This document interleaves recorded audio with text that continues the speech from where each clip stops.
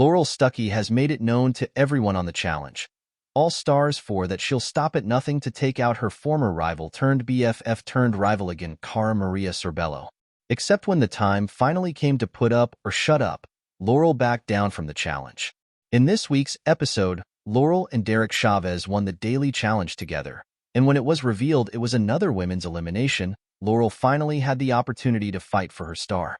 She orchestrated the house to vote in Cara and Cam Williams, but she promised Cam that she would step in and take her place in the elimination because she wanted to take out Cara herself. But when the time came to follow through on her word, Laurel shocked everyone by passing on the chance to compete in the elimination, forcing Cam to go against Cara.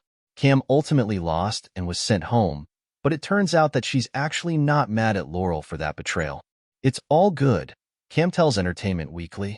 "To be honest, I'm not surprised that I was down there in the elimination.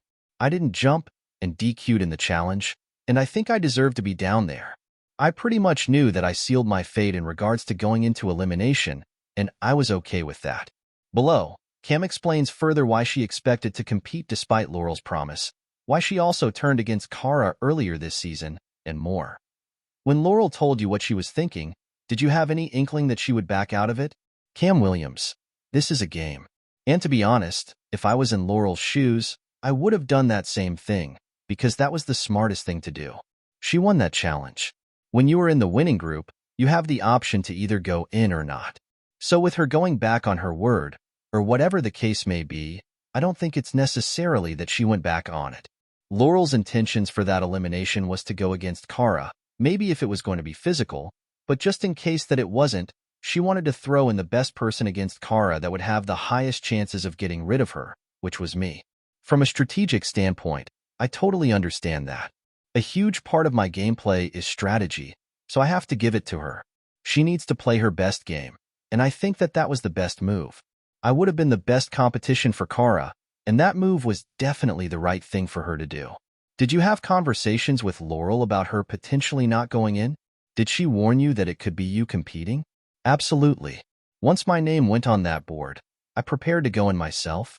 Cara and Laurel, that would be awesome to see, but I definitely expected to go in from the moment that I didn't jump off of that ledge. At the end of the day, I didn't jump, so I was already prepared from that moment to be going in. I knew that the intention was that I might have been plan A, and if she saw something that she liked, that would be plan B. So I was like 95% preparing for myself to go in and 5% for Laurel. It sounds like you were okay with Laurel changing her mind in the moment. But what was your immediate reaction? Because we see you trying to make sense of it by talking to her about it in the arena. The beauty of winning those daily challenges is that you have the choice. She won fair and square. She completely beat everybody. Her and Derek, they did so good. So it's up to her. That's how I'm looking at it, because I'm a very realistic person and I like to play this game and view it from each and every player's standpoint. I think that she would have went in if it was a balls in, a hall brawl, or something like that, like a tug of war. That would have been her best chance at beating Cara. But with anything else to where it would have been a toss-up, I'm a humble winner or a humble loser. So yeah, I didn't really care. How are you and Laurel now? We're good. I'm good with everybody. I understand why she made whatever moves that she made, but I'm not mad at her. It was her decision. I'm very impressed with how you're handling this, because if I was in your position, I would be a lot more upset with her throwing you in and then not taking your place like she said she would. But why?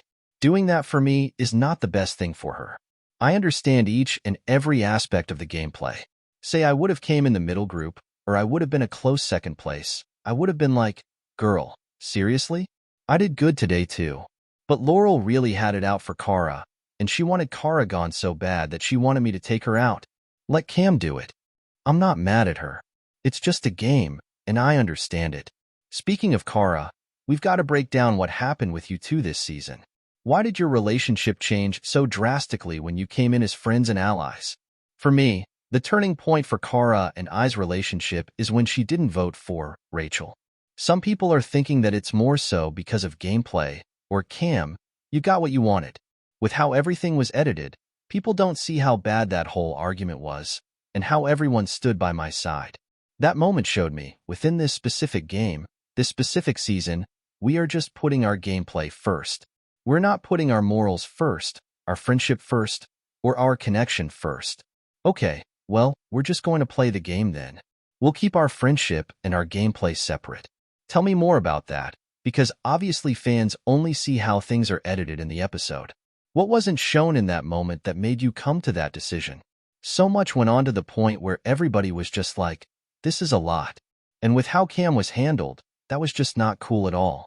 That is why the entire house ended up voting my way. A lot of people were actually very surprised that Kara just didn't have my back and stand with me for that. Because it was just one of those situations where, if you don't stand for something, you will fall for anything. This was deeper than the game. It was so much deeper than, Cam, you still got what you wanted. It was much deeper than that. Because to be honest, I wouldn't have even been asking people to vote a certain way, and people probably wouldn't have voted that way for Ayanna versus Rachel. Ayanna probably would have still been going in, but people voted Rachel because they were siding with me because of how crazily things went. But my friend did not vote with me. Kara could have said to Rachel, it was going to be you anyways. I want to stand with my friend.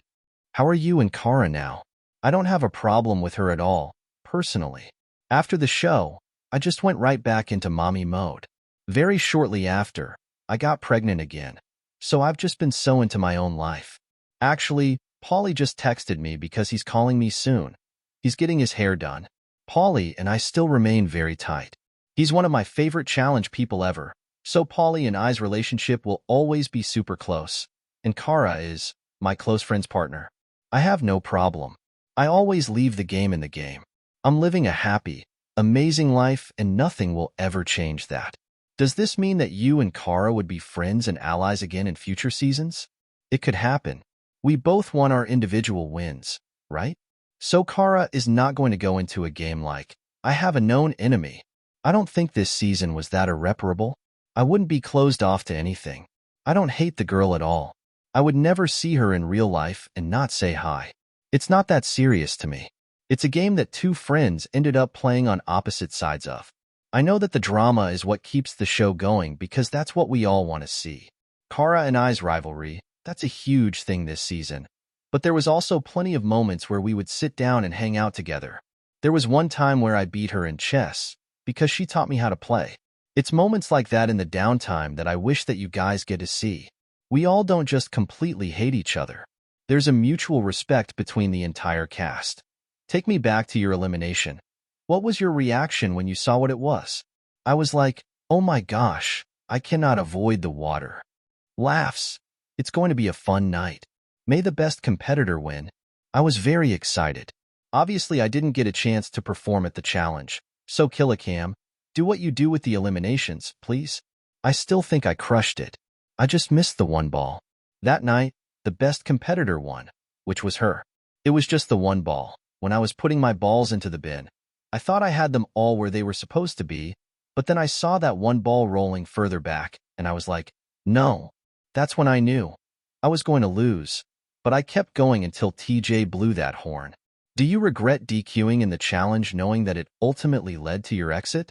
Absolutely not. I know what I was going through mentally due to me being freshly postpartum. I don't regret that at all because it was literally beyond my control.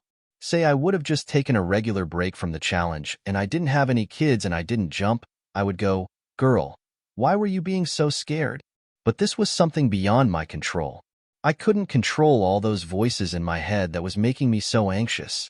Shout out to every mother that is experiencing postpartum. It is not an easy time at all. I'm not trying to make me a victim or anything, but this is something that was real.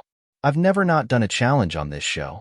I remember even my first season, I did not know how to swim, and even to this day, I'm not even the strongest swimmer, and we had to do a challenge where we jumped into the water and dive under. I'm still going to try. That is how I am. So for me to not overcome that adversity, let me give myself some grace. But I think I deserve to go into that elimination. I'm going to still try to politic, but if y'all vote me in, cool. I deserve to be there, because I didn't jump.